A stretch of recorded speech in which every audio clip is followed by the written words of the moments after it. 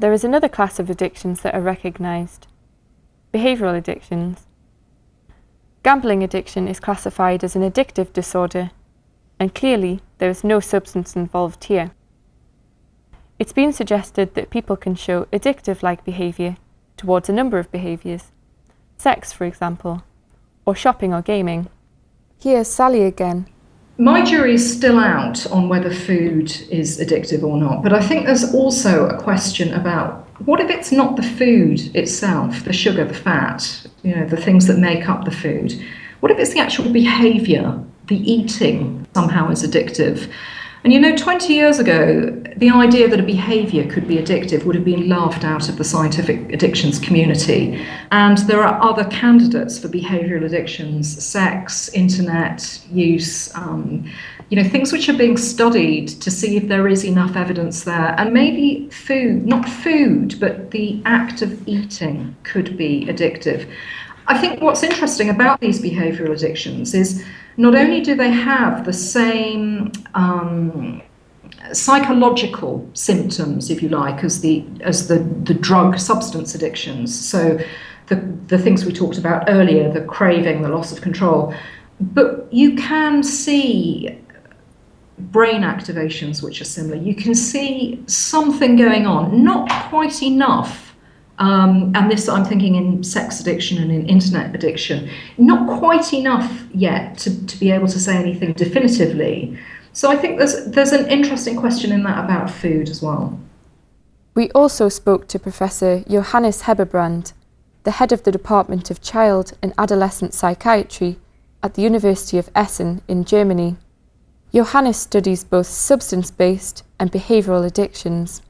He began by outlining how the idea of behavioural addictions has been introduced into the field of psychiatry.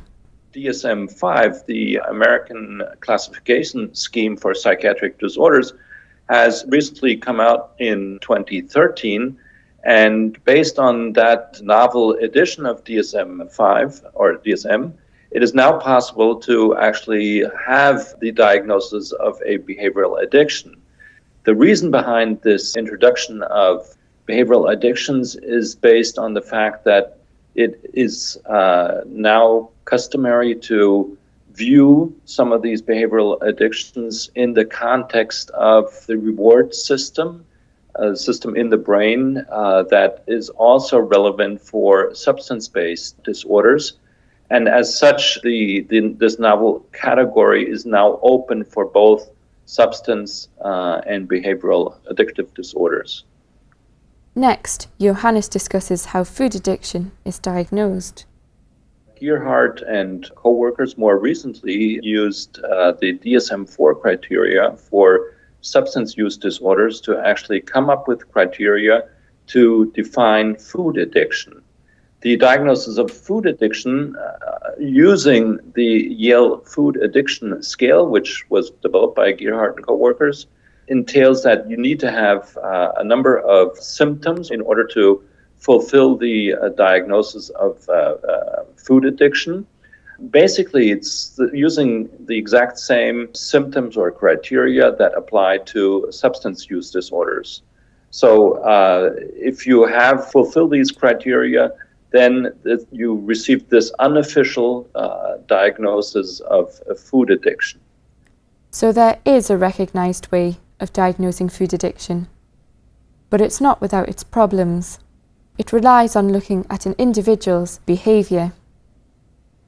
Obviously, the term food addiction is to be viewed somewhat critically because it suggests that indeed you become addicted to food.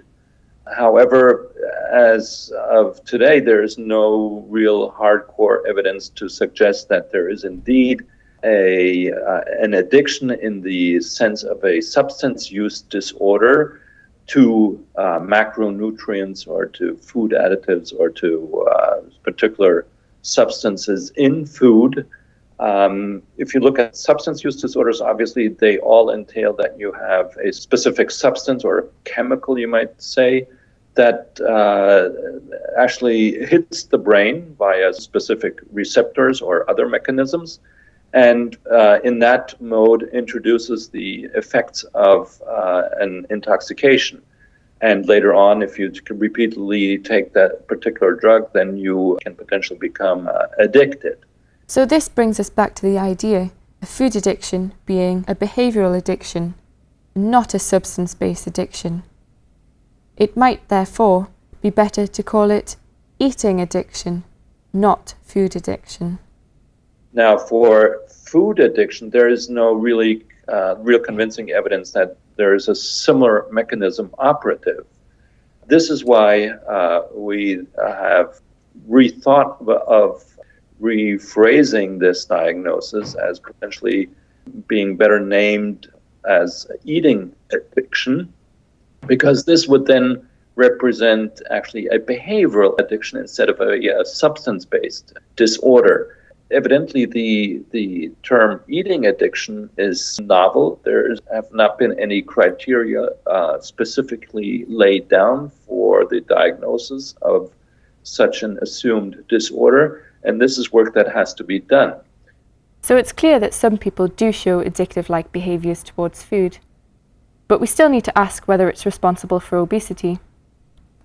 In the vast majority of cases, the answer seems to be no. While it's true that about 90% of patients diagnosed with food addiction are overweight, and this perhaps is unsurprising, we also know that only 8% of overweight people are diagnosed as food addicted. This shows two things. First, that you can be food addicted but not overweight, and second, that the vast majority of cases of obesity appear to be unlinked to addictive-like behaviours. So while we need to do much more work to understand addictive-like behaviour, perhaps it would be better to think of this problem as eating addiction, not food addiction. It's clear that some people do show addictive behaviour towards food, but there's little evidence that food is an addictive substance. I think it's important to distinguish the person from the food. So on one hand, we can ask the question, is there something special about food that makes us addicted to it? And unfortunately, the evidence currently just doesn't support that. If you move away from the food to the person, you can say that certainly certain individuals express behaviours towards food which are consistent with addiction. And I think this is where we're going to make progress. Rather than studying the food, we should be looking at the people that have these behaviours. This Mooccast is licensed under Creative Commons by the University of Edinburgh.